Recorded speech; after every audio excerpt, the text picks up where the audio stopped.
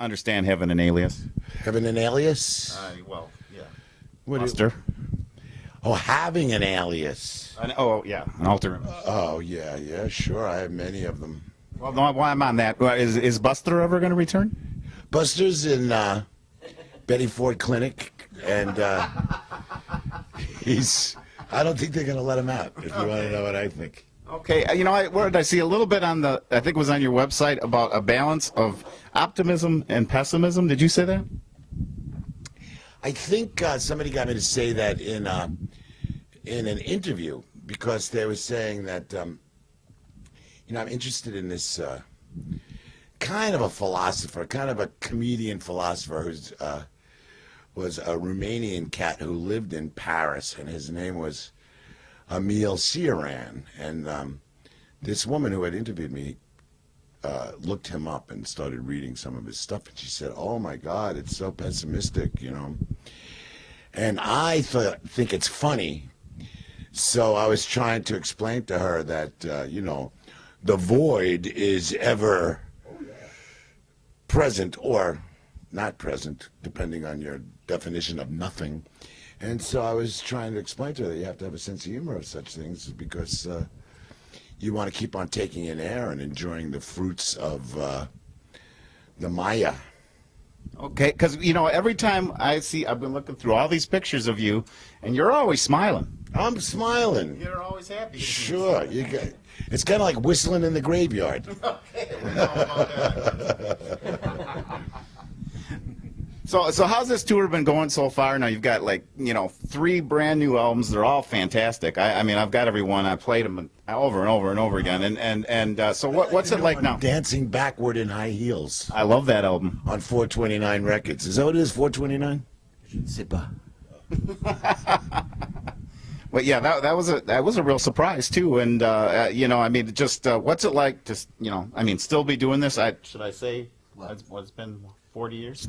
No, With 400? we're 300 in Okay. rock and roll years, yeah. Okay. And so we're still young. Oh yeah, definitely young. Biblical ages, of course, we've got a lot more to go. We're like old turtles. But you're moving pretty quick. Well, it's there's help. There's help involved. I don't want to get into Can it. I say that? Do you want to know what it's like? Yes. I'm going to say, 2 days ago, we stopped for breakfast in a place called Albert Lee, Minnesota. Now, one would think, oh, Albert Lee, Minnesota, what could possibly be the significance of Albert Lee, Minnesota? Well, if you look it up on Wikipedia, you'll find under famous people from Albert Lee, Minnesota, one, Mr. Eddie Cochran. Ah, awesome. Well, you never know where they go. I mean, Orson Welles came from Kenosha, Wisconsin. That's where I'm from. So Orson Welles. Really? Yeah. Well, you should be very. Really? He did. Yeah, he did. Wow. He did. So we were talking about your guitars a little Yes. bit earlier, like the Dan Electro. Now you Yes. play like a lot of hollow bodies and different things. So what Yes. what was involved with the sound you're looking for? It's really weird that this is like it's a perfect transformation here, because he just said Eddie Cochran. I mean, Eddie Cochran. That's why I play those hollows, and and I fuck around with those pickups, and I change everything. I mean, I get it from Gretsch, and then I just like change the whole thing, put Gibson pickups in there, and and anything else that doesn't quite work. And of course, you gotta hammer down that bridge. If not, boy, she's like, every time I play it, it'd be like out of tune every other thing, and it's still out of tune anyways. But hollows are their own animals, and they move a lot more than solid bodies and stuff like that. More susceptible to the weather. Well, there's definitely a definite sound. What was starting out? I'll ask you both. What was some of the I suppose the bigger influences and really shape? Because I mean, you have a very unique and cool sound. It's always been my favorite. And what do you think was the beginnings of shaping that? Houdini. I personally like a white guitar.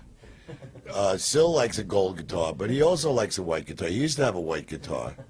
Now he has a gold guitar. This is the first. But I'm not sure, because I can't remember how the white guitar sounded, but I think the white guitar sounds as good, if not better, than a gold guitar. No, it's exactly. If you use a purple Marshall compared to like a black Marshall, Yeah. the purple one is a lot louder, Sure. sounds better, It looks better. it looks better, she's sexier, but the color just makes it louder for some crazy reason. It's loud. I don't know what it is. You know, I think you get a guitar. Some people like a red guitar. You know what I'm saying? So it's all a matter of taste. Okay. And Okay. some people don't like guitars whatsoever, and they start singing and blowing the harmonica. Okay. Well, that's I right. like guitars. If you're referring to me, I like guitars. I just find them kind of cumbersome to, carry around. So what can we expect from the set tonight? What are we looking If at? you were a tuba player, you'd have to schlep that thing every place you went. No, I like a harmonica. You know why? It fits in your pocket, and you're on your way. And say you have to run, You know who's got it really good, David? The triangles. He's got it really. He's in the Okay. union. He sits there. He plays. He goes tinka tinka ding. Here's $1,500. Thank you He's very much. the triangle player. He stands next to the timpani player. Yes. He brings the timpani player a pastrami sandwich before the concert, And then? and he has the timpani player give him the look when it's time to hit the, and he's got it covered. He doesn't even know how to read. He doesn't even know how to read. You see this? I should have been a triangleist. I'm beginning to find out my true, Okay. reason for being. As opposed to being a triangulationist. Well, I've tried that. That didn't work. Landed me in a slammer. Okay. Wow. This is too much information. Well, it's going to come in handy later, I'm sure. But well, how's the tour been going for you? Please don't show this. The tour. We're just getting warmed up. We've been out like what is it, about 3 weeks now? I thought it was like 3 years already No. with this tour. getting warmed Ah, okay, yeah. It's been about like 3 months at least. Awesome. Something like that. And you're having a good time? We're having a good time. Any more movies coming up for you? Not that I know of, but I'm available. I know a lot of big producers watch this show, so There's a few maybe not that big. But I mean, you had some great, this is a monster movie show, and we want to remind the audience you were in Tales from the Dark Side, the movie. I was. And also, I'm a huge fan of Ghidra, the hideous three-headed monster. You're going to speak to a lot of our fans out there. That's one of the favorites on the Crimson Theater. Yeah. It's the best. It's the best.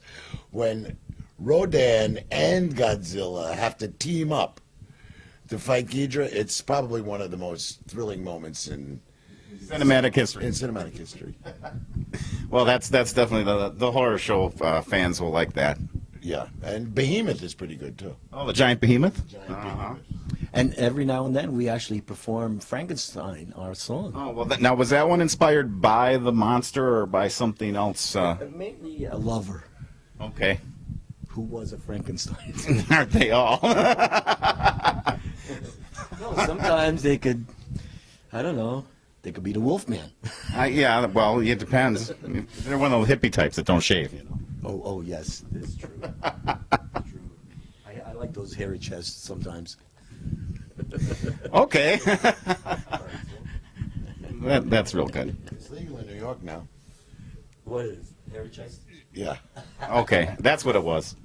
Hairy chest only on monkeys though in New York. Okay. So you see a hairy chest, that guy's a monkey. So is there going to be another new New York Dolls album? I hope so. I hope so. If we survive this tour, we'll probably make another one. Awesome. Got to keep going. It's great to have you guys here. Thank you. It's awesome, and I just have to say, you buy a record when you're a kid, and you're still playing that record now, Yeah. and it's just the gift that keeps on giving. And I just like to thank both of you for the years of music and entertainment. I mean, so many have gotten tired on my year anyway, but not you guys. Well, thank you. Thanks, Doc. Thank you, everybody I know hears me talk about you guys all the time on the Crimson Theater too. So. Well, that's great. And now they know you like Ghidra too. So Well, for me to be up here on the Crimson Theater is kind of like a dream come true, a lifetime dream come true. So I want to thank you for felicitating this event. Thanks, I guess, unless you have any final thoughts for my loyal night children, the ghoulies out there, one last thing to tell them. Well, monsters are scary, but that doesn't mean that you can't get a good night's sleep.